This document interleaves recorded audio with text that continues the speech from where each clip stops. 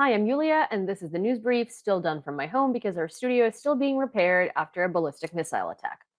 Today, we're going to be talking about what I would call Munich 2.0, and 2.0 refers to the first one having been held during Nazi Germany. Let's definitely discuss this one in the comments down below because I don't want to suffer through this alone, and I'm sure you don't either. And of course, leave your questions, suggestions, and thoughts on anything you have to say because I will so be looking forward to listening to it. Let's get it. Last night, while most of Ukraine was sleeping, Trump had a press conference. Well, when I say most of Ukraine was sleeping, I'm kind of fibbing a little bit because I personally didn't sleep till 5 in the morning, and so did a lot of other people in Kyiv. There was a massive Shahed drone attack. And when I say massive, I mean, honestly, I normally don't go to the bomb shelter for Shaheds because they happen so often. We're so used to them that we kind of have learned to completely withdraw our safety and not care about them. But last night, the air raid lasted 7.5 hours. And for the entirety of the duration of that period of time, the view from my window looked like this. I only filmed this little bit and I cut it as much as I could because obviously I don't want to reveal locations. To you, it might look like fireworks. In reality, it is drones being intercepted. And that's what I was seeing throughout the entire night. I could smell burnt metal in my apartment, and these drones were, I guess, the closest I have ever seen them to my apartment last night, and there were swarms of them.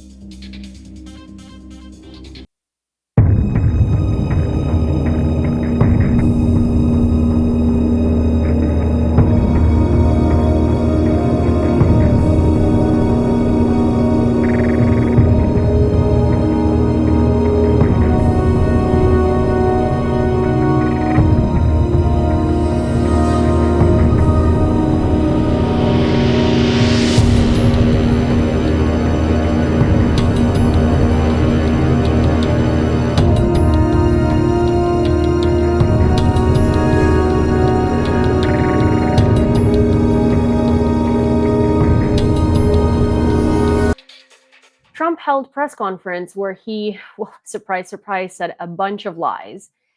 And before I tell you how I feel about all of this and what my thoughts are about, the next progression of the world, I do want to get some facts straight. One thing that he said is that Zelensky has a 4% approval rating. Actually, his approval rating recently came out. They published it this morning, and it is 53%. We're hearing that Russia wants to force Ukraine to hold new elections in order to sign any kind of a peace deal. Is that something that the U.S. would ever support?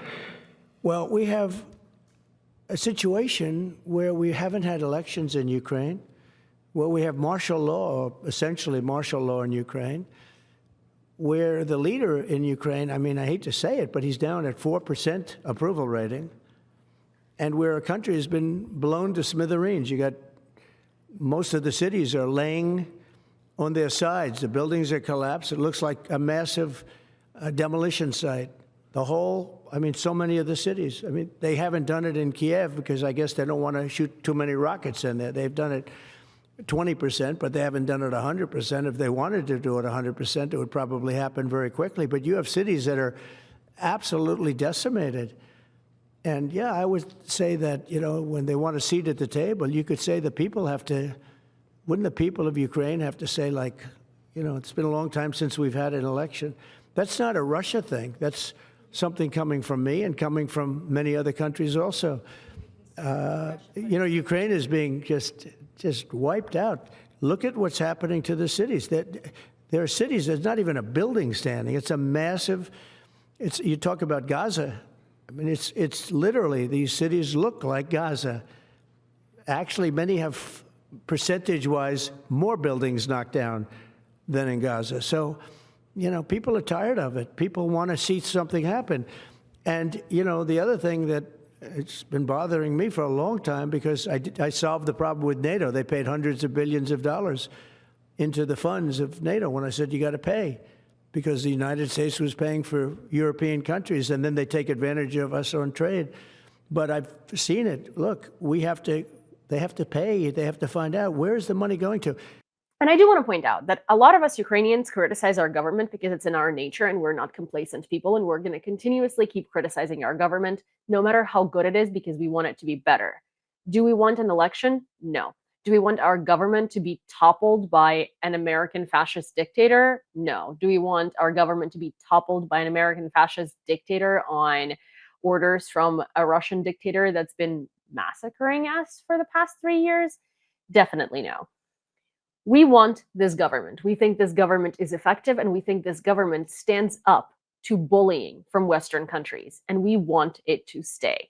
Another thing that really, really struck me and the rest of the world, obviously, that within Russia's meeting with the United States in Riyadh, neither Ukraine nor Europe was invited, but both the fate of Ukraine and Europe's participation was being discussed and negotiated without us.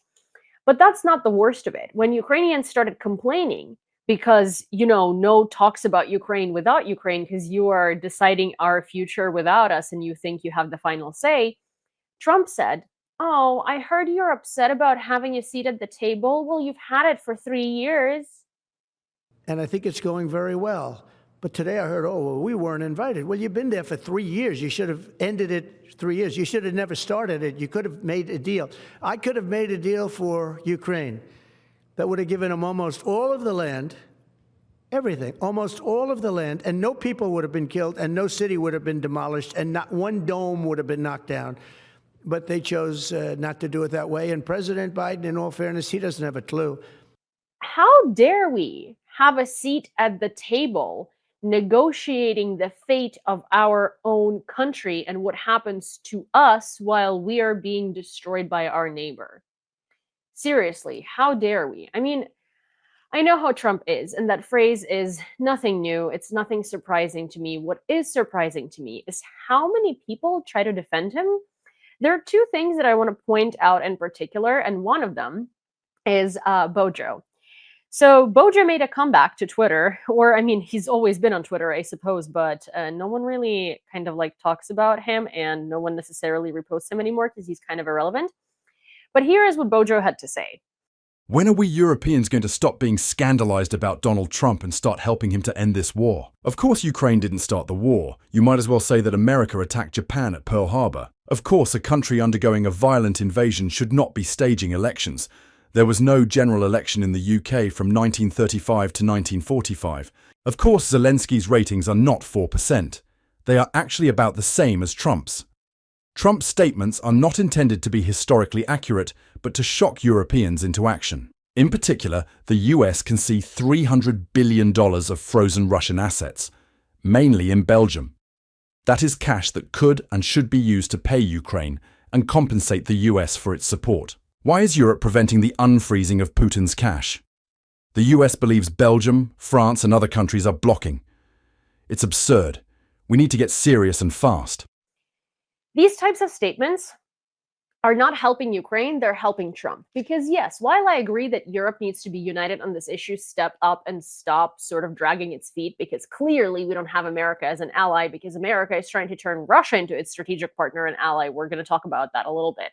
Saying that Trump's statements are not intended to be historically accurate, they're intended to shock Europe into action, is giving him more credit than he deserves and is painting him as someone who is doing it for the greater good, while he is not doing it for the greater good. He could not care less about Ukraine. He could not care less about what happens to Ukraine. He can, however, care a lot about the money that he can make from Russia and with Russia, and he can care about his buddy from the 80s, which is highly documented, Vladimir Putin. These statements have nothing to do with shocking anyone into action. It pisses me off quite vehemently when people try to portray someone's actions as something they're not and give them a deeper meaning than there actually is. Trump is saying this because it's exactly how he feels.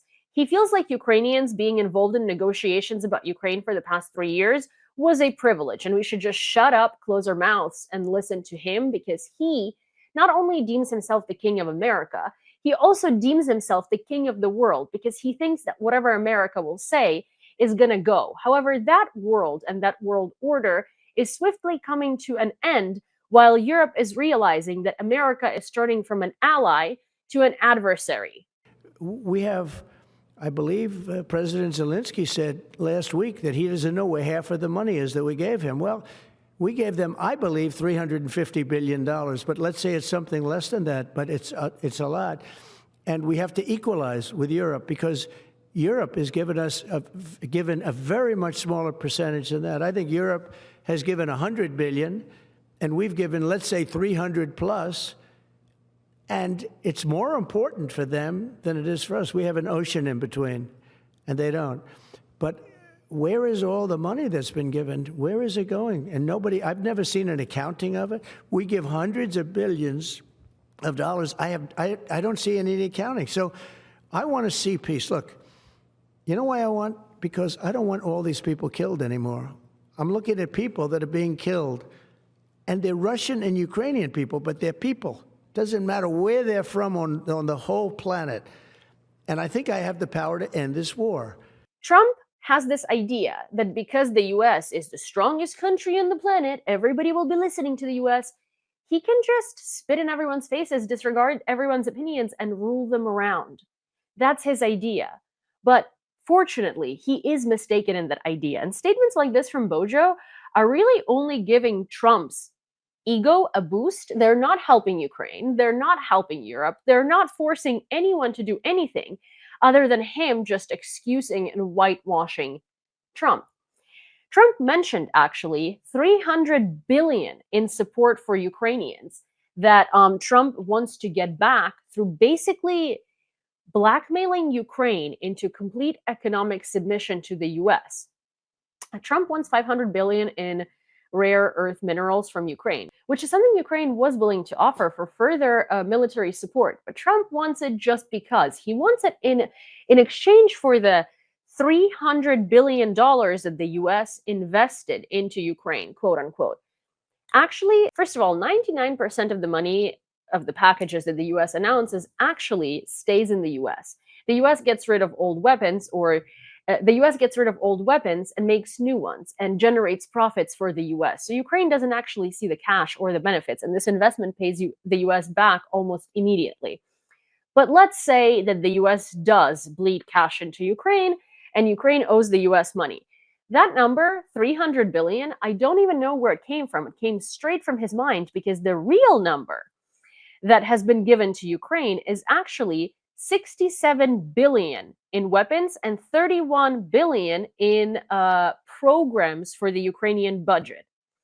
So 500 billion number that was thrown around by Trump, 300 billion number that was thrown around by Trump is simply not accurate.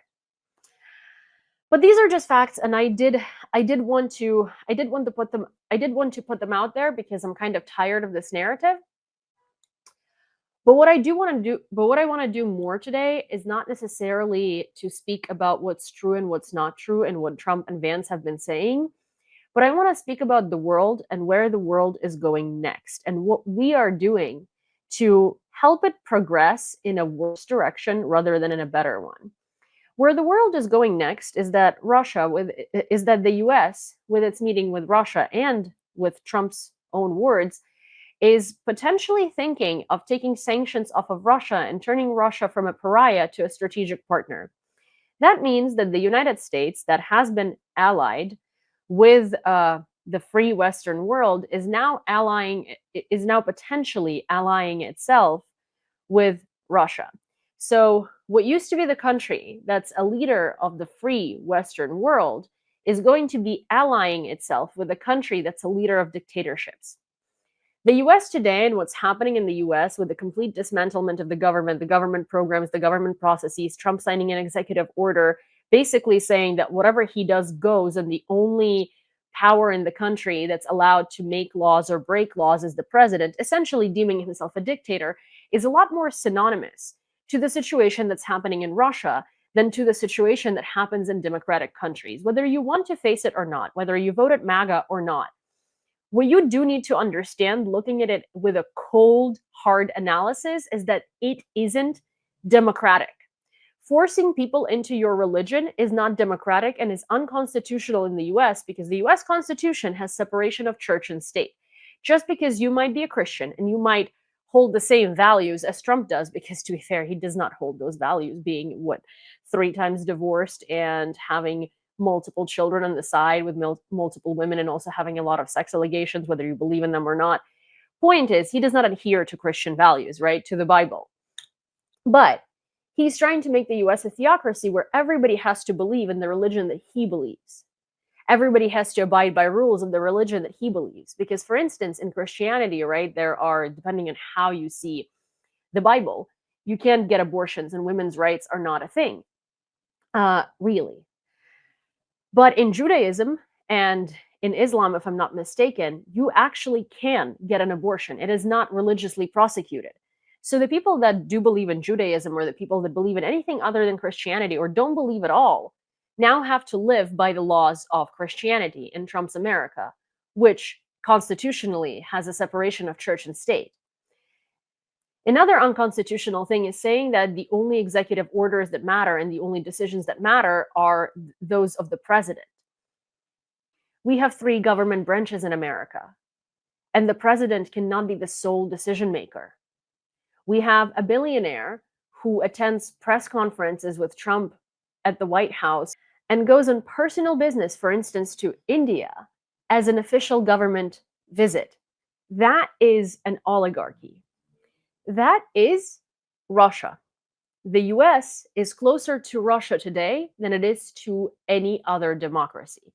And funny enough, Ukraine, what Ukraine stands for, how Ukraine fights, what Ukraine does, is closer to what the US wants to believe that it is than the actual US is. What US is painted as in movies, with the free world, with rights for everyone, with the development, with striving for better, with fighting for independence, with fighting for liberties. That's what Ukraine is doing today. What happened in 1938, when parts of Czechoslovakia were legitimately given to Hitler as a way to mitigate the conflict, was far less bad than what's happening today between Trump and Putin. Because back then, Hitler wasn't considered an ally. They were trying to negotiate with him. They were hoping that he was a reasonable person that you can talk to, but they weren't trying to make him an ally. Trump is basically saying, yeah, I would give up all of my partnerships with Europe and all of our countries' connections with all of the other allies in exchange for making money with Russia again, and in exchange for being allied with Russia again. That is terrifying. That is genuinely horrifying, and I hope that people that normally wouldn't listen to this opinion will. Because there is so much noise online. There's so many people speaking the truth online. But the narratives that are being pushed are the official government channels and the official media that paints Trump as the savior of thou who's going to help Ukraine end all wars, who is going to figure out this war, who is, warming up relations with Russia, who's doing all of this good. In reality, the world is in a state of panic, and there are many, many emergency meetings being held in Europe about the Trump administration and about what to do with America. And you might sit at home on your couch and think, you know what? We don't need Europe. You do. You do, because this is how the world was for the last 100 years. And there were alliances in place, and there were agreements in place, and there were friendships in place, and there were countries helping each other, there were adversaries, and then there were allies, and then there was cooperation. When you go back on something this big, the entirety of the world order crumbles and everything changes. Think about this. There was the Cold War between Russia and the United States, and Russia and the US have always been the biggest enemies. And today, Trump is trying to make Russia an ally of America, a country that in the past 25 years hasn't had real elections and had the same guy in power. While Trump is standing on the world stage and telling you that Ukrainians need to be voting and staging elections to vote in a government, to vote in a democratically elected government. In the past 20 years, there have been 5 elections in Ukraine and 5 different presidents. In the past 20 years, there has been the same guy in Russia. So how come in this deal and in all of these negotiations about Ukraine without Ukraine, no one worries about the fact that there is the same guy in Russia and there have never been elections? But we're so worried about changing the guy in Ukraine. There were no general elections in the UK since 1935 to 1945. That's a 10-year span. In Ukraine, it's been 4.5. In Ukraine, we hold elections every 5 years. It's been a little over that. And we're under martial law. The things that Trump is saying from the world stage are not only alarming to Ukraine, they're alarming to the rest of the world. They're alarming to the world's safety, they're alarming to the world's security, and they're alarming to where the world is going to go next. Because from what it looks like today, when you want to say that you want to end the war in Ukraine to avoid World War III, I want to hold your hand when I say it. You are about to enter World War III, and your ally is going to be Russia. And it's going to be Russia and the US against the free world. And do you really want to let that happen? And when I talk to Americans on this channel or in real life, it's hard for me as a Ukrainian, especially as a Ukrainian who's lived there for over a decade, to look at this and be like, why are you guys sitting at home? Why are you not doing anything? Why are you not protesting? Why are you not taking charge of your democracy? Because you are the demos, you are the people. And people keep telling me, oh, we are, but it's taking time. Oh, we are, but we are slow. You're running out of time. You are running out of time. You're already late to class. And the door is about to lock. And you're not going to enter the class to take an exam. You really are not. There is no time. In this type of situation, you can be slow. You can't take time. You can't try and figure out what to do. You need to do.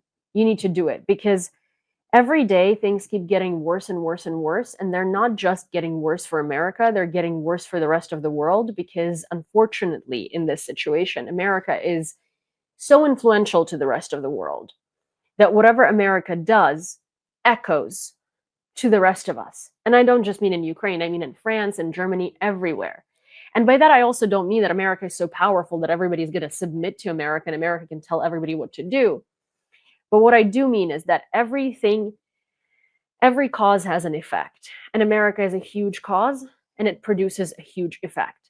And, I really want all of you to listen to what I've had to say today. And I really want you to give it a big, big thought, because things are getting very real and things are getting very serious, and the United States is turning into Russia. What we are seeing in the US today is 2000s Russia.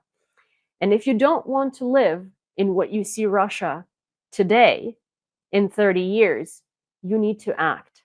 And I'm not telling you what to do, I'm not telling you how to do it. Certainly, as a citizen of Ukraine, it's not something that I can or want to do. But I'm telling you, you need to do something if that's not where you want to be. As to Ukraine, whether with America or without, we know that we have allies and partners in Europe, because we see the divide between the US and Europe. We see the shift, and we know that Europe stands with us, and we know that we all stand together in solidarity, even if right now we don't necessarily all have the same cohesive narrative or the same cohesive action plan. But Ukraine withstood Holodomor, where millions of people were killed. Ukraine withstood under the Russian Empire. Ukraine withstood under the Soviet Union. Ukraine defeated the Soviet Union at the end of the day after 45 years. The Soviet Union tried to kill us off during Holodomor, and 45 years later, we were the first stepping stone to breaking the Soviet Union and to all of us getting liberated, right? And to all of us breaking this confinement that we were in. Ukraine has always stood for its freedom and for its people and for its sovereignty. And we are going to keep standing here. And we are going to defeat this empire of evil. But the thing is, do we defeat the entire empire, or do we just defeat the government that currently is at the helm of the United States? And you need to decide for yourselves what you want to be. Do you want to be modern Russia or Hitler's Germany? Or do you want to do something and not let the US become the next Russia or the next Hitler's Germany? And I really do implore you to think about it and to actually activize and to group and to take action, because unfortunately soon it's going to be too late. With you or without you, we here in Europe are going to keep fighting. And of course, we would want to have the US as our ally and the US people as our allies. Well, not with the current government, obviously, but we would like to do it all together because we're all the free democratic world. But if we have to do it without you, and if we have to do it despite you, we still will. And that's all I have for you for today, unfortunately. I'm sorry for such a philosophical and difficult conversation, but it needs to be had. And I hope that you took something out of it. Please do send it to your friends, send it to your relatives, especially those that are MAGA. And of course, do give it a hard think and do take action. In the meanwhile, please do let me know what you think, what you agree with, what you disagree with in the comments down below. I'll always read it. Sometimes I'm going to respond. I'm sorry. I don't mean to be inaccessible. I just try to, I just do my best to be able to be in so many places at the same time. If you enjoyed this news brief, normally it's a little bit of a different format. Please subscribe to this channel and turn on your notifications so you don't miss.